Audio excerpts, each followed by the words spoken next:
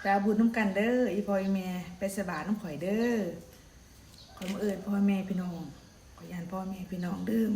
สบายน้ำกันเด้อมื้อนี้ก็12 ค่ำเด้ออีแม่เด้อ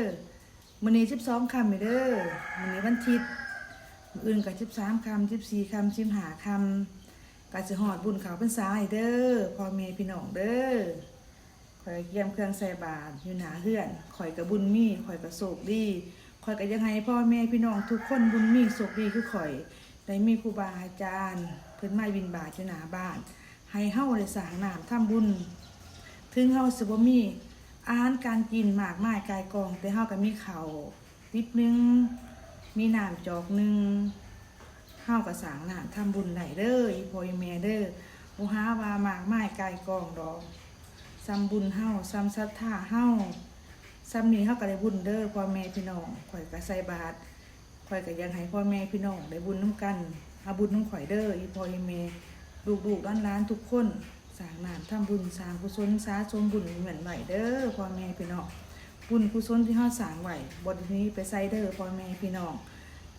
ติดตามโตเฮาไปตลอดชีวิตทุกภพทุกชาติเด้ออีพ่ออีแม่เด้อมีกินมีใส่กระแบงสร้างน้ำทำบุญนำเด้อพ่อแม่พี่น้อง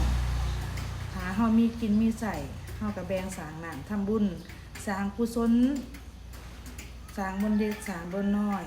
พ่อได้ติดตนติดโตเฮาไปทุกภพทุกชาติเด้อถ้าเฮาอธิษฐานให้ลูกให้เต้าเฮา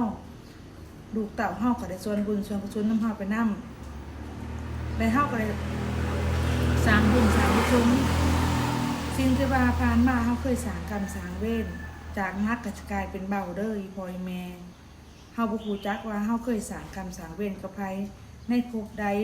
ภพก่อนหรือว่าในภพนี้เฮาก็บ่ฮู้จักเฮาสร้างงานทำบุญ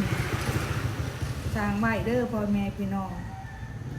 สร้างบุญนั่นกินบ่เบิดจักเทื่อเด้ออีพ่ออีแม่สร้างบุญกุศลกินบ่เบิดจักเทื่อเงินค้ำกำแก้วเฮาเฮ็ดเฮาหาเฮาจึงค่อยได้เด้อถ้าเฮาบ่เฮ็ดบ่หาเฮาบ่ได้บุญกุศลนี่ถ้าเฮาสร้างติดต้นโตเฮาไปตลอดชีวิตบ่มีหนี้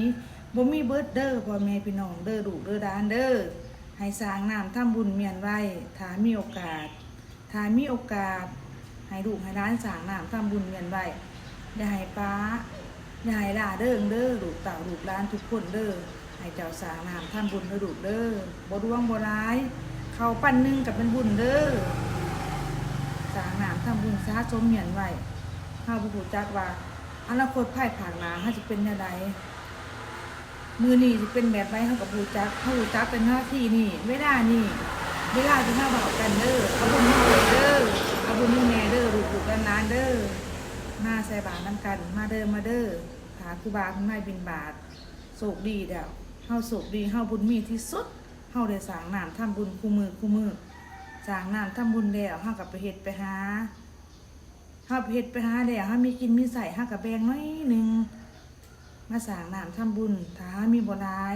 ถ้ามีหลายเฮาก็สร้างซ้ำเฮามีสร้างซ้ำเพื่อซ้ำแห้งสร้างซ้ำบุญวาสนาที่เฮามีเมียนไหวเด้อเอาบุญนำกันเด้อสาธุขอให้บุญค้ำนำสู่พ่อแม่พี่น้องทุกคนที่เห็นคลิปนี้ผ่านนี้ขอแบ่งปันบุญที่ข่อยสร้างมื้อนี้ให้ทุกคนอยู่เย็นเป็นสุข